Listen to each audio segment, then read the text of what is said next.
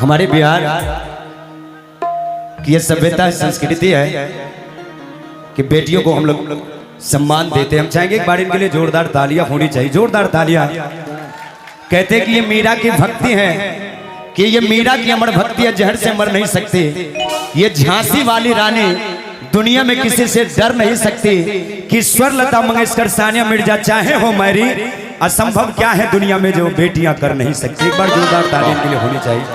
और विशेष क्या कहेंगे, कहते हैं कि अनुपमा जो गाते वही राग बन जाता है, समंदर का पानी भी आग बन जाता है। अरे उदास दिल वाले भी अगर सुन ले आपके सुरमधुर गीतों को तो उनका भी दिल बाग बाग हो जाता है। एक जोरदार तालियों के साथ इनका स्वागत कीजिए। और विशेष कहते हैं कि लहराई हुई जुल्फों की लकीर तो देखो, कि लहराई हुई जुल्फों की लकीर देखो, दिल कैसे ना गिरफ्तार हो जाए जंजीर तो देखो।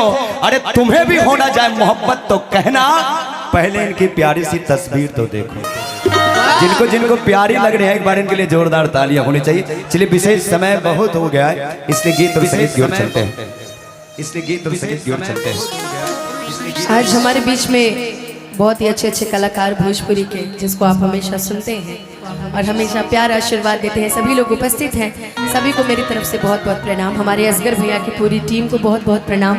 हमारे ये इनको क्या कहना है भाई, ये तो ये मोगैम्बो खुश हुआ, मोगैम्बो नहीं सुंदरी, नरमुंडा प्रसन्न हुआ।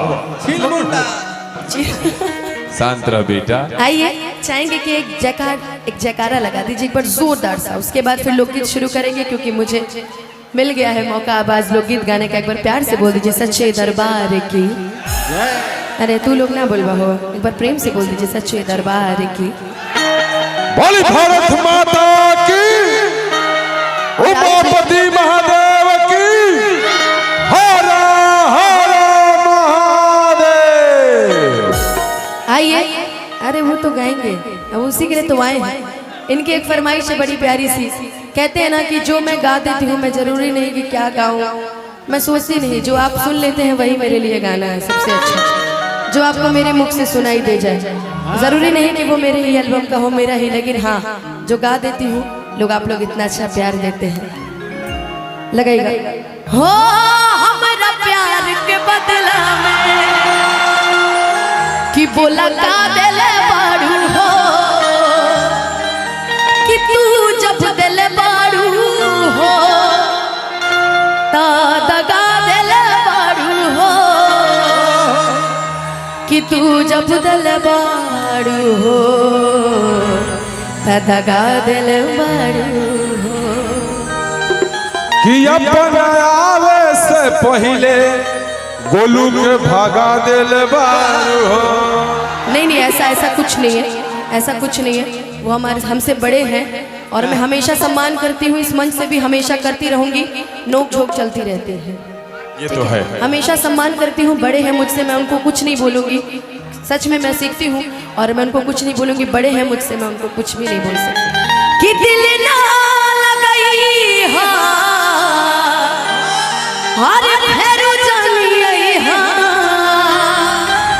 कि अब जा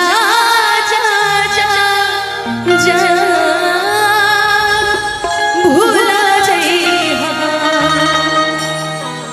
हम चाहेंगे कि शिवानी दी, तान्या दी, आप लोग एक बार मंच पे आ जाइए। मिल के आज गाएंगे, लेकिन थोड़ा सा कहते हैं ना कि इंतजार किया जाता है।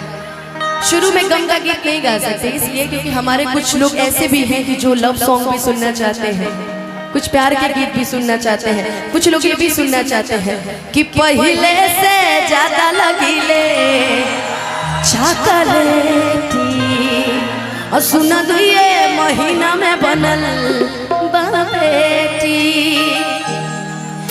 कि नई हर में रहलू ससुरवा में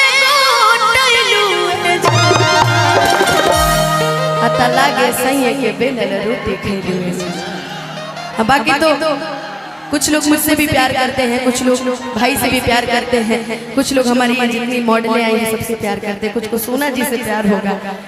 मैंने गाना और गाया था आदरणीय बड़े भैया पवन सिंह जी के साथ कि हम दीवाना गली कांच के, कि अरे गाज है पाँच के, मुझसे मुजफ्फरपुर से फोन गया था कि आज हम लोग भी आपका कार्यक्रम देखने आ रहे हैं, तो कृपया 2-4 ऐसे ऐसे गाने हैं जो आप गा दीजिएगा। मैं सबकी फरमाइश पूरी करूंगी। लेकिन आइए, नई नई शादी, नया नया नई एकदम नई नई शादी, लड़का कह रहा है ये हमार मेहरारू इतना न सुंदर भैया, क्यों करा के देखते हमरा कुल दिल दिमाग ठंडा हो जाए। हो कि बड़ा नीक लागेला बलम जी के बोलिया, कि जब से लगल बड़े आपन घर डलिया। इसमें से कुछ लोग ऐसे भी होंगे ना शिवानी दी, जिनका शादी हो गया होगा, कुछ ऐसे भी होंगे जिनका शादी नहीं हुआ होगा। सब तो सुने कि शुरुआत में इसी गाने से करती हूँ जब भी करती हूँ तो, लेकिन अगर केहू के अगर ऐसा मेहरारू मिल जाए तो वो लड़का एक गो बात कही कि गोरिया चांद के नियन गोर बाड़ू हो, हर जोड़ केहू नहीं थे बेजोड़ बाड़ू हो।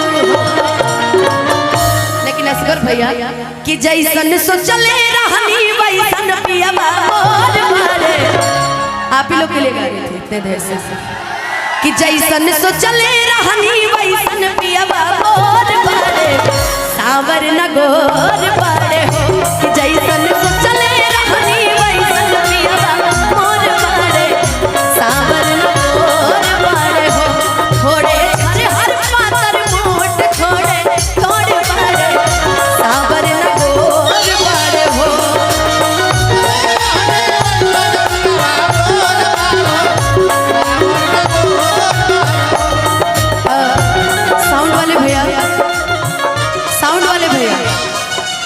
चाहूंगी कि म्यूजिशियंस की आवाज बढ़ाइए, और जितने लोग मॉनिटर के सामने खड़े हैं आप लोग प्लीज बैठ जाइए, आगे से हट जाइए।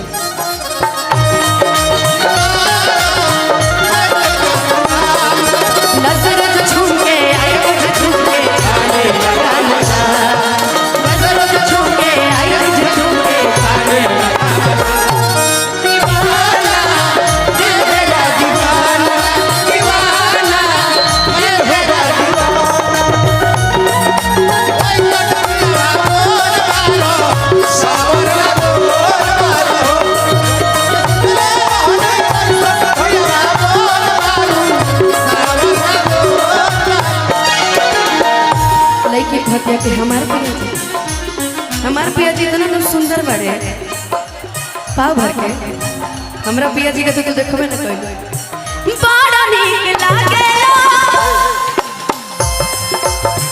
बलम जी के बोलिया, जब से लगल बड़े आपन घर डलिया।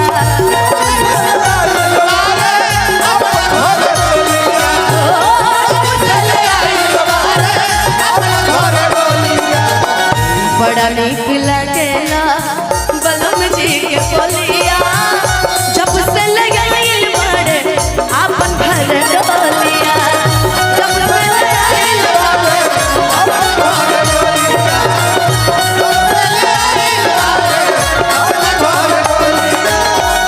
कि बन के हमारा जिंदगी, कि बन के हमारा जिंदगी में आइल गए सावर न गोर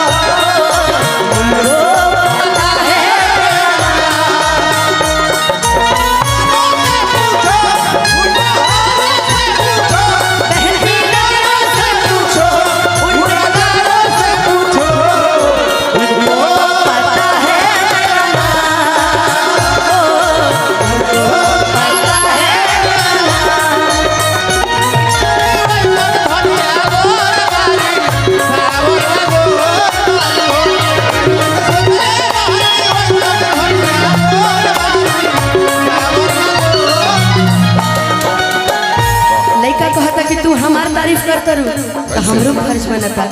अब तो हरण कर देली तू हट आओ हो अब हो कन्या जी हो साज के सजारिया पा जाप गोरी बैठली रगी रगी रहिया में आप के बैठली रगी रगी रहिया में आप ओ रगी रगी रहिया में आप सज के सजरिया पर जब गोरी बैठली रगी रगी रहिया के आपन बैठली रगी रगी रहिया के आपन ओ रगी रगी रहिया के आपन। लेकिन अपना पिया जी के बखान में कहते जो मेरी रूह को चैन दे दे वो खुशी बन गए हो तुम जिंदगी बन गए हो तुम जिंदगी बन गए हो मेरी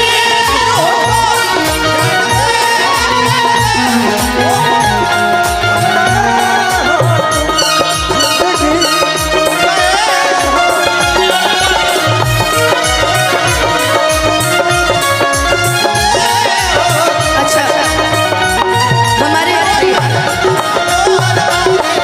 भैया हमारे बीच में जिला परिषद जी उपस्थित है दीपक भैया। बाप रे बाप रउआ कहाँ छूट गल रही हम तो रहिए जोहत जोहत चली आई यहीं से हो साज के सजारिया पा जब गोरी बैठली रगी रही रहिया के आपन बैठली ओ रगी रगी रहिया के आपन की बाटे जुल्म जवानी की बाटे जुल्म जवानी चंदा के चकोर मारी। भगवान करे रहुआ सही पुरस्कार लुटावत रहिए सही प्यारा आशीर्वाद देते। अनुपमा जी जी और 500 रुपया का पुरस्कार हमारे शंकर भैया मुखिया जी की तरफ से वाह मुखिया जी।